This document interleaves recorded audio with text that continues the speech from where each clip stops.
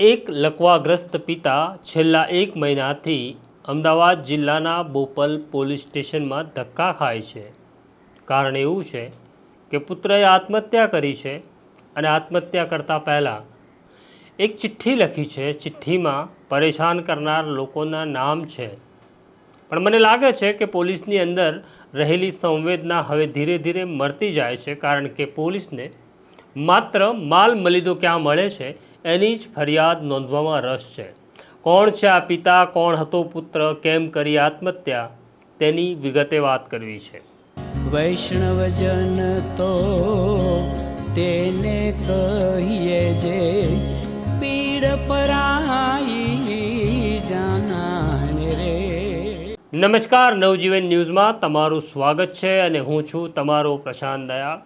કોઈ માણસ માટે સૌથી કઠિન સમય હોય અને કોઈ માણસ માટે અત્યંત દુઃખદાયી સ્થિતિ હોય તો એ છે કે જ્યારે એક પિતાને પોતાના પુત્રને કાંધ આપવો પડે. આના કરતાં જગતમાં કોઈ ઘટના પીડાદાયક ન હોઈ શકે. જે પુત્રને આંગળી પકડી ચાલતા શીખવ્યો, જે પુત્રને પિતા સ્કૂલમાં મૂકી આવે છે, જે પુત્ર મોટો થાય છે અને પિતા પુત્ર માટે એક સ્વપ્ન જોવે છે, પણ એ સ્વપ્ન આટલું બિહામણું હોય કે પુત્ર જગત છોડીને જતો રહે અને પછી આ મૃત પુત્રના ન્યાય માટે પિતાએ દર દર ભટકવું પડે અને પોલીસ તેમનું સાંભળે નહીં, તેની આ વાત છે. ઘટના એવી છે કે અમદાવાદ નજીક આવેલા મણિપુર ગામમાં રહેતા વિનય આચાર્ય એક નિવૃત્ત કર્મચારી છે. શાળામાં હેડ ક્લાર્ક તરીકે ફરજ બજાવતા હતા. પોતાની પત્ની પ્રજ્ઞા અને મોટા પુત્ર વિશાલ અને નિરાંગ સાથે તે રહેતા હતા. જીવનની અનેક ચડતી પડતી તેમણે જોઈ હતી. અનેક સ્વપ્નને તેમણે ભાંગી જતા, તૂટી જતા, ધ્વસ્ત થતા જોયા હતા. તેમાંનું આ સૌથી મોટું સ્વપ્ન હતું કે હવે જીવવા માટે કોઈ કારણ રહ્યું નથી તેવું તેમને લાગી રહ્યું છે. વિનય આચાર્યનો પુત્ર નિરાંગ, જેની ઉંમર 32 વર્ષ હતી, બરાબર 1 મહિના પહેલાં એટલે કે 8મી જુલાઈના રોજ તે રાત્રે 3:40 પોતાના ઘરે પાછો ફરે છે. દરવાજો ખટખટાવે છે. મોટો ભાઈ વિશાલ દરવાજો ખોલે છે ત્યારે નિરાંગ પોતાના ભાઈને કહે છે, ભાઈ, મને કંઈ થઈ રહ્યું છે, મારા માથા ઉપર પરસેવો આવી રહ્યો છે. વિશાલ તેને બેસાડે છે, એર કન્ડિશન ચાલુ કરે છે, પિતા અને માતાને જાણ કરે છે. ત્રણેય ભેગા થાય છે. નિરાંગને શું થઈ રહ્યું છે તે જાણવાનો પ્રયત્ન કરે છે. કલાકમાં નિરાંગ સ્વસ્થ હોય તેવું તેમને લાગે છે, એટલે તે તેને બેડરૂમમાં સૂવા માટે લઈ જાય છે. ત્યાં તેને અચાનક મોઢામાંથી ફીણ નીકળવા લાગે છે. ભાઈ વિશાલ, માતા પિતા ડરી જાય છે, પૂછે છે શું થયું છે, શું ખાધું છે, શું પીધું છે. નિરાંગ પહેલાં તો જવાબ આપતો નથી અને પછી તેની આંખમાંથી આંસુ વહેવા લાગે છે. તેવું કહે છે કે મેં ઝેર પીધું છે. ઝેર ક્યાં પીધું? તો કે પાર્કિંગમાં પીધું. વિશાલ દોડતો પાર્કિંગમાં જોવા જાય છે. ત્યાં તેણે ઝેર પીધું હતું તેના પુરાવા પણ મળે છે. તાત્કાલિક 108ને બોલાવવામાં આવે છે. સોલા સિવિલમાં લઈ જવામાં આવે છે. ડૉક્ટરો નિરાંગને જીવાડવાના પ્રયત્ન કરે છે, પણ નિરાંગના માતા પિતા અને ભાઈની પ્રાર્થના હારે છે. ડૉક્ટરની સામે નિરાંગ દમ તોડે છે. નિરાંગ જતો રહ્યો. કેમ જતો રહ્યો? 32 વર્ષનો દીકરો જતો રહે અચાનક. શું કામ તેણે પોતાનો જીવ આપી દેવો પડ્યો? આવા અનેક પ્રશ્નો પરિવાર પાસે હતા.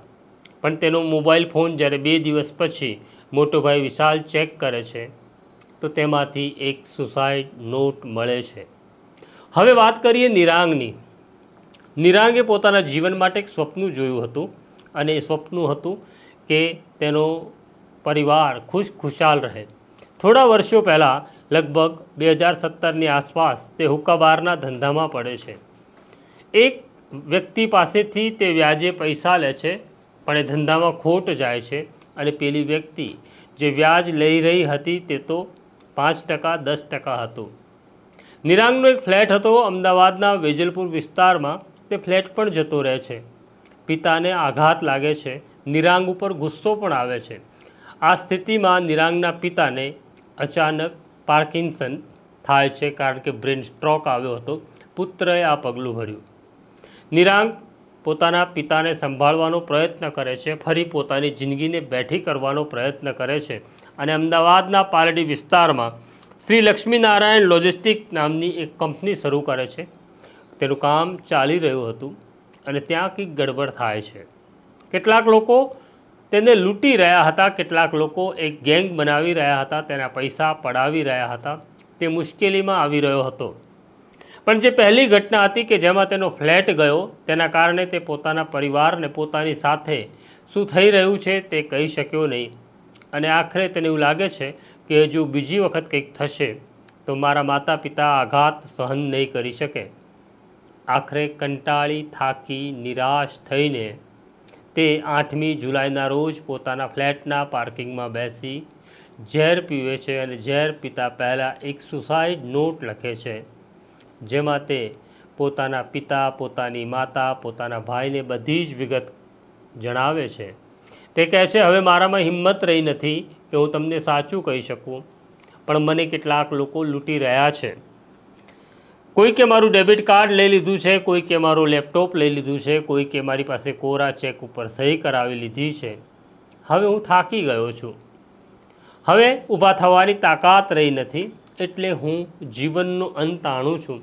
તે પોતાના મોત માટે જવાબદાર જે લોકો છે એમના નામ પણ લખે છે, જેમનું નામ છે હરદીપસિંહ જાડેજા, હાર્દિક મિરાજ, ધવલ મેવાડા અને જિગ્નેશ રાણપુરા ઉર્ફે બુલબુલ. આમ અનેક લોકોના તે નામ લખે છે.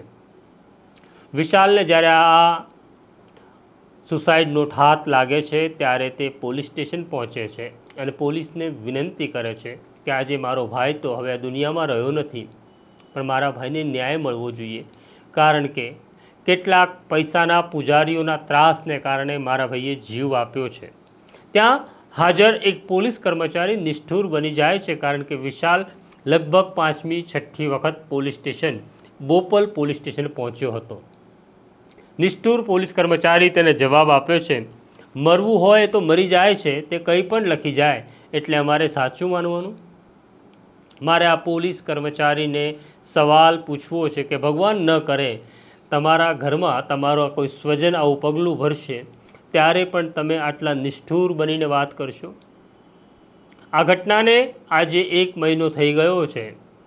આ પિતા પુત્ર જેમને હવે પાર્કિન્સન થયું છે એવા વિનય આચાર્ય આ સ્થિતિમાં પોલીસ સ્ટેશન જાય છે.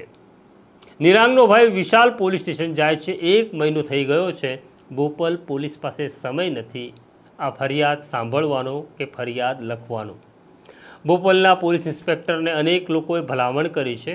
નિવૃત્ત પોલીસ અધિકારીઓએ પણ કહ્યું છે કે આ ન્યાયની વાત છે, કોઈની જિંદગીનો સવાલ છે, પણ ખબર નહીં કેમ એ પોલીસ ઇન્સ્પેક્ટર પાસે પણ સમય નથી અથવા આવા કામમાં રસ નથી, કારણ કે નિરાંગ ગરીબ માણસ છે, મધ્યમ વર્ગીય માણસ છે.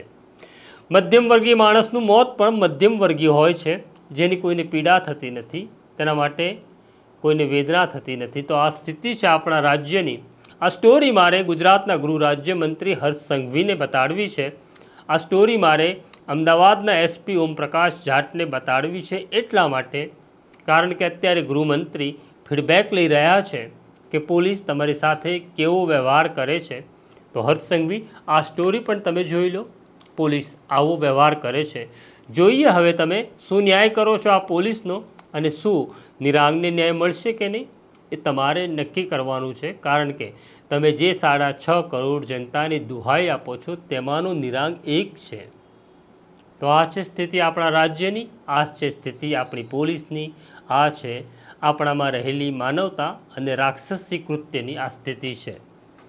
આ પ્રકારની ઘટનાઓ અમે તમને બતાડતા રહીશું. આ ઘટનાઓ બહુ દુઃખદ છે, પણ સૂતેલા તંત્રને જગાડવા અને જેમની અંદરનો માણસ મરી ગયો છે એ માણસને ફરી ઊભો કરવા માટે આ અમારો પ્રયાસ છે. અત્યારે મને મારા સાથી સોનુ સોલંકીને રજા આપો. મળું છું તમને ફરી એક નવા વિષય સાથે. નમસ્કાર. વૈષ્ણવજન તો તેને કહીએ જે પીડ પરાઈ.